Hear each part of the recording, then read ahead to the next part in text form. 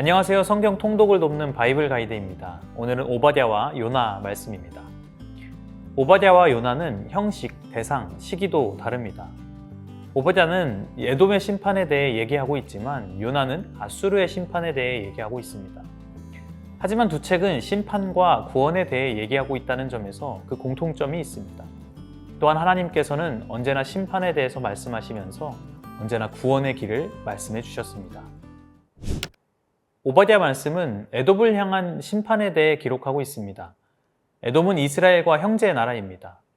이스라엘은 야곱, 에돔은 에서에 뿌리를 두고 있습니다.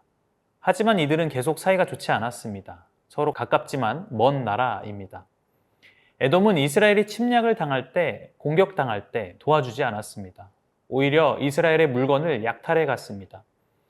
에돔이 판단했을 땐 이미 이스라엘은 약자가 되었고 망했다고 생각한 것이죠. 에돔은 강자에게 붙어 자기의 이익을 취할 뿐이었습니다. 강자에겐 약하고 약자에겐 강한 강약약강의 태도를 취한 것입니다. 하나님은 이런 에돔을 향해 심판하시기로 결정하셨습니다.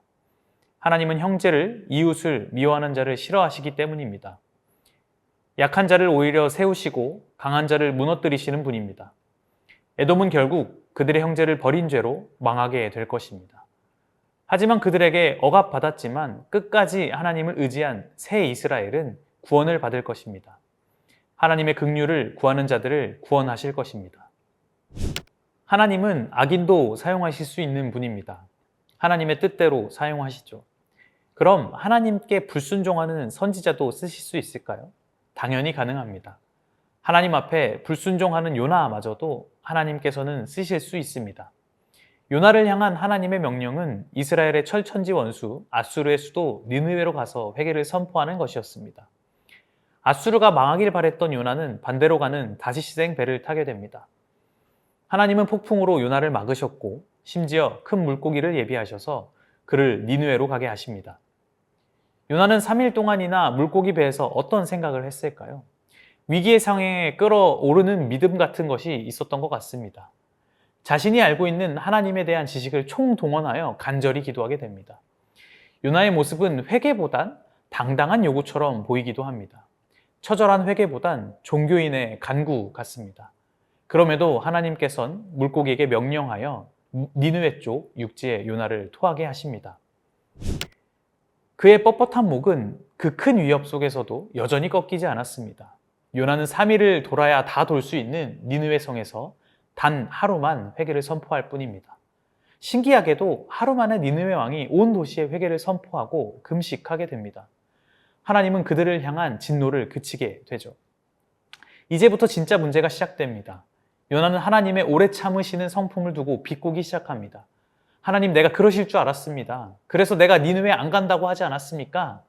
그럼에도 하나님은 요나를 포기하지 않으십니다. 박넝쿨을 주셨다가 없애시고 이렇게 깨달음을 주십니다.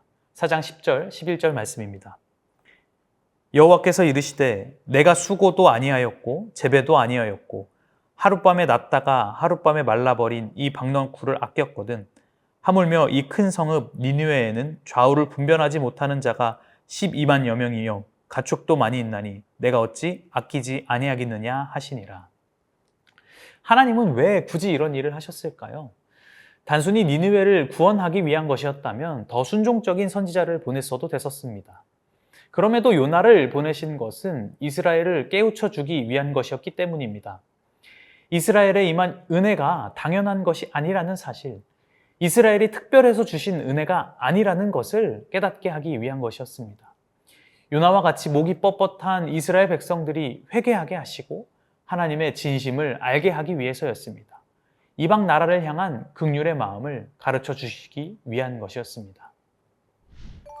이방 나라들을 향한 심판은 두 가지 이유 때문에 이스라엘을 위한 것입니다. 첫째, 이방 나라들처럼 이스라엘이 망해도 끝까지 구원의 소망을 가지게 하기 위해서입니다. 둘째, 이스라엘이 잘 살 때 악에 빠지게 된다면 이스라엘도 동일하게 망할 수 있다는 것을 알려주기 위해서입니다. 하나님은 이렇게 어떤 상황에 있든지 심판과 구원 사이에서 구원의 빛을 보여주신 것입니다.